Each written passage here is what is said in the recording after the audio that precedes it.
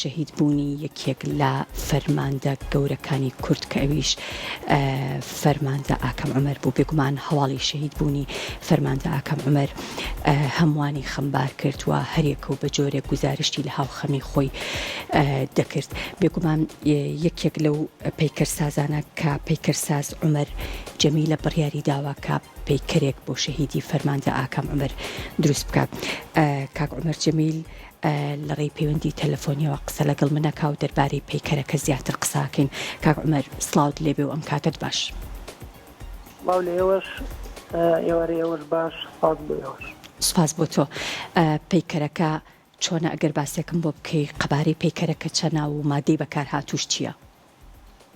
سپاسانەکەم، سپاس بۆ کورتاکی جوان. هەڵبەت ناتوانم بڵێم خۆشحاڵم کە پەیکەری مرۆڤێکی جوان و فەرماندەیەکی دڵسۆز لە دوای شەهیدبوونی دروست دەکەم، چونکە بەڕاستی مرۆڤێک بوو کە برینی خستە دڵی هەموو تاکێکی ئەم نیشتیمانە. ئەمەش ئەو ڕاستی سەلمان کە ئەو سەرکردەیەکی نیشتیمانی و فەرماندەیەکی بە ئەمەک بوو بۆ خاک و وڵات، بۆیە بەدڵێکی پڕەوە لە ئێستادا سەرقاڵی دروستکردنی پەیکەری ئەو گەوهرە بە نرخەم کە لە پێناوی خاک و وڵات و گیانی بەخت کرد. لە ڕاستیە پەیکەرەکە بیرۆکەی پەیکەرەکە و لەسەر بڕیاری بەڕێز دکتۆر تەها ڕەسوول پیاوی نیشتیمانی جوان پەیکەرەکە بە من بەخشرا کە دروستی بکەم. هەڵبەت لە ئێستایا دەستم کردووە بە دروستکردنی پەیکەرەکە و ئێستا لە ئیشکردنم لە ماوەیەکی زۆر کورتە ئەمانەیە پەیکەرەکە تەواو بکەیت. زۆر باشە. هیچ جێگایەک دانراوە بۆ ئەوەی کە پەیکەرەکەی تیان نمایش بکەیت؟ بەڵێ بە تەکید پەیکەرەکە لە ناو بارەگای سەرەکی هێزەکانی کۆماندۆ لە فەرماندەیدا دەن. بەڵێ باست لە ئەوە نەکرد کە پەیکەرەکە بەرزیەکەی چەنە و مادەی بەکارهات و پەیکەرەکە شێوەکەی چۆنە؟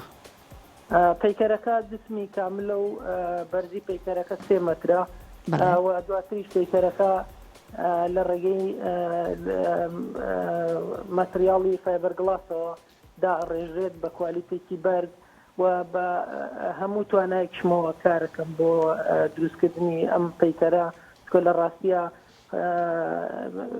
دڵسۆزی ئەم پیاوە کە لە ماوەکانی ڕابردووە سەلماندی کە پیاوێکی خاکی و پیاوێکی نیشتیمانی بووە، ڕێگە بە من نایەت کە هیچ ئێهمالێک لە کارەکەی بکەم و ئاواتە خوازم کە کارێک بێ زۆر تایبەت بێ لە هەموو کارەکانی پێش. زۆر باشە. ئاماژەت بۆ کرد کە مادەی بەکارهاتوو فایبەر گڵاسە بێت، تایبەتمەندیەکانی ئەم مادەیە چەنە؟ بەڵێ ئەم مادەیە هەڵبەت لە دوای برۆنزەوە ئەم مادەیە ئێستا بەکارێت بۆ کاری هونەری.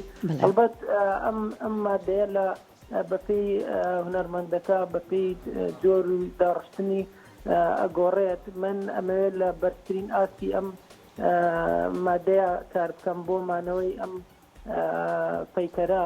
هەڵبەت ئەم مادەیە مادەیەکی بەهێزە و توانای مانەوەی لە کەشوهەوایە بەپێی پلەی گەرمی یاخۆت پلەکانی سەرما ئەتوانێت بمێنێتەوە ئەگەر لە ئاستێکی بەرز و کوالیتیکی باشا بکرێت. زۆر باشە.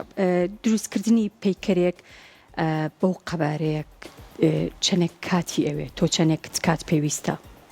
بەڵێ هەڵبەت لە کاری هونەریە کات ڕەنگە زۆر گرنگ نەبێت ئەوەندەی کە بتوانیت کار بکەیت. ڕەنگە لە زۆر جار لە کەمترین کاتە ئەتوانی کارێکی باش بکەیت، زۆر جاریش کە ئەتوانیت لە ماوەیەکی زۆرە کارێکی باش نێت بەدەستەوە. بۆیە من وەک ئاماژەم پێ خۆشەویستی تایبەتی ئەم فەرماندە لە دڵمایە و ئەمەیە کارێک لە زودترین کاتە کارێکی زۆر تایبەت بۆ ئەم فەرماندە گیانبەختە کە لە پێناوی خاک و نیشتیمانە خۆی بەخت کرد بخۆڵتێن. زۆر باشە. پەیکەرەکە بە تەنها پەیکەرێکی ئاساییە یاخۆت هیچ گزارشتێکی هەیە؟ بەڵێ ئەمانەیە پەیکەرەکە لە گزارشتەکەی لە ئاسی سەربازیە بێت، واتە لە جوڵەیەکی سەربازی و لە بەپێی ئەو پلە و پۆستەی کە شەهیدی فەرماندە هەیبووە گزارشت بکات. بەڵێ دەستەکانت خۆش بێ سپاس بۆ بەڕێز پەیکەرساز عومەر جەمیل لە ڕێی تەلەفۆنەوە لەگەڵم بووی سپاس بۆ تۆ.